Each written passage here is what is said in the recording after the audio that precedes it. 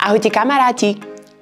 Dnes sa spolu vyberieme na jednu zaujímavú cestu, na ktorej zistíme zaujímavosti o veľmi dôležitom predmete, ktorý milujú všetky bábätká, ale aj detičky.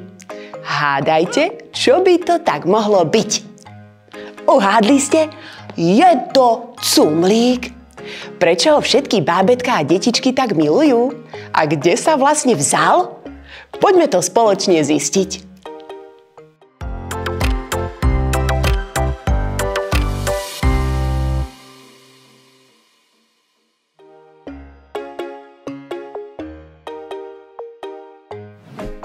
Vedeli ste, že už kedysi veľmi dávno mali rodičia svoje vlastné verzie cumlíkov pre bábätká a detičky?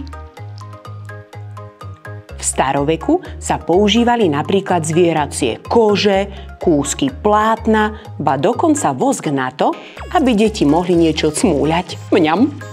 To im pomáhalo, keď plakali alebo boli nepokojné. A potom, počas stredoveku, rodičia začali používať kúsky bavlny alebo plátna namočené v mede.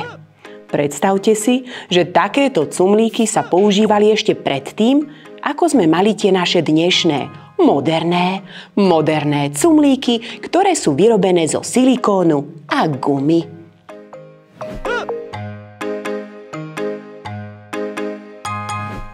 Na začiatku cumlíky vôbec neboli také pohodlné a chutné, ako ich poznajú dnešné deti. Boli dosť nepraktické a ich tvar nebol vôbec vhodný pre malé detské ústočká. Ale potom prišli vedci, ktorí začali skúmať, čo by bolo pre bábätká najlepšie. V 20. storočí sa začali vyrábať cumlíky, ktoré boli navrhnuté tak, aby sa lepšie prispôsobili detským ústam. Viete si to predstaviť? Veda nám pomohla zlepšiť aj takéto malé veci, ktoré používajú bábätká každý deň. Dnešné cumlíky sú navrhnuté tak, aby boli čo najpohodlnejšie a aby dieťaťu neškodili na zuby ani ďasná. Vidíte, ako nám vedci pomohli? Wow!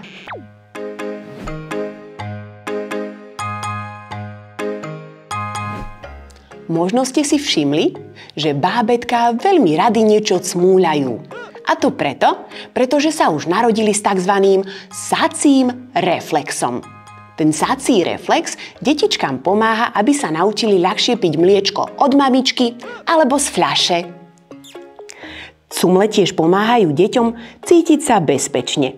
Keď bábätká cmúľajú cumlík, upokoja sa a lepšie sa im zaspáva.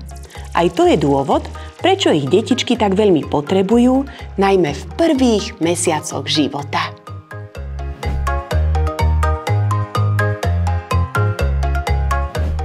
Viete, že dnešné cumlíky poznáme v najrôznejších farbách a tvaroch?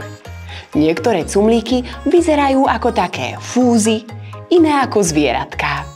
Dnešné moderné cumlíky sa stali nielen užitočnými, ale aj zábavnými. Ozaj, určite ste nevedeli, že cumlíky sa používajú skoro po celom svete. Ale pozor, niektoré kultúry nepoužívajú cumlíky vôbec.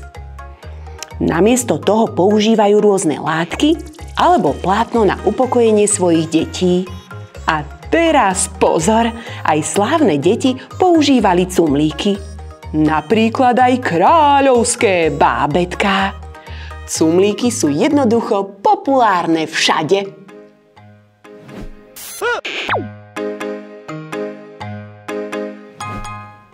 Cumlíky majú veľmi veľa výhod.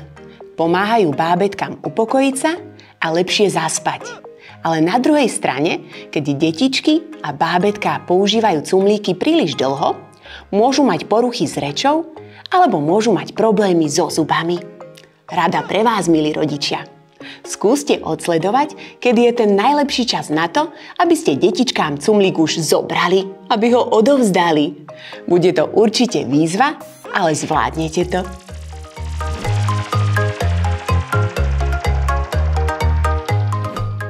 Moderné cumlíky sú vyrábané zo špeciálnych materiálov, ako je silikón a guma, ktoré sú bezpečné pre všetky bábätká.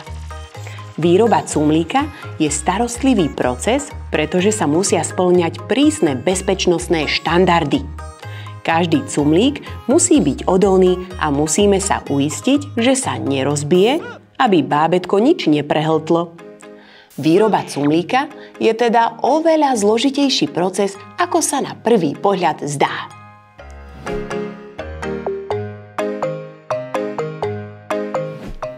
Aj keď sú cumlíky veľmi populárne, existujú aj iné spôsoby, ako by ste mohli upokojiť vaše bábätko.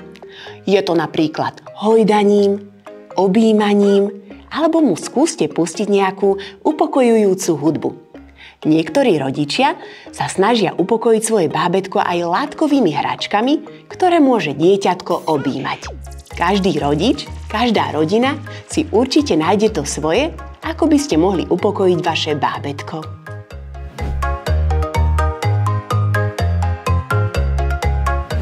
Dnes sme sa dozvedeli, že cumlíky so sebou nesú veľmi dlhú históriu a sú dôležité pre bábätka po celom svete. A hoci majú cumlíky svoje výhody, je dôležité ich používať správne. Ak máte doma bábätko s obľúbeným cumlíkom, už určite viete, odkiaľ cumlík pochádza a prečo je taký dôležitý. Dajte nám vedieť, či máte aj vy nejaké zaujímavé príbehy o cumlíkoch. Ja sa s vami dnes lúčim a teším sa na vás opäť na budúce pri ďalšej epizóde. Ak nechcete nič zmeškať, tak sa určite prihláste na odber našich videí a dajte like. Ahojte!